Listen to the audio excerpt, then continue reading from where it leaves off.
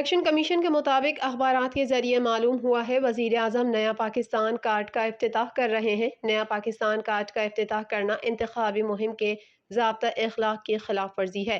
وزیر اعظم ایسے اقدام سے گریز کریں جس سے ضابطہ اخلاق کی خلاف ورزی ہو۔ الیکشن کمیشن کا کہنا ہے کہ خیبر پختونخوا میں 19 دسمبر کو بلدیاتی انتخابات ہونے جا رہے ہیں۔ پہلے مرحلے میں پشاور میں بھی بلدیاتی انتخابات کا انعقاد کیا جا رہا ہے۔ انتخابی شیڈول کے اعلان کے بعد وزیر اعظم کا متعلقہ مقام کا دورہ کرنا ضابطہ اخلاق کی خلاف ورزی تصور ہوگا، کیونکہ صدر مملکت، وزیر اعظم اور گورنرز انتخابی شیڈول کے اعلان کے بعد کسی بھی ڈیولپمنٹ اسکیم کے لیے متعلقہ حلقے کا دورہ نہیں کر سکتے۔ الیکشن کمیشن کے مطابق ضابطہ اخلاق کی خلاف ورزی کرنے پر قانونی چارہ جوئی کی جا سکتی ہے اور الیکشن کمیشن الیکشن ایکٹ کے سیکشن 233 اور 234 کے تحت کارروائی کر سکتا ہے۔ الیکشن کمیشن نے وزیر اعظم عمران خان کو یاد دہانی نوٹس بھی جاری کر دیا ہے۔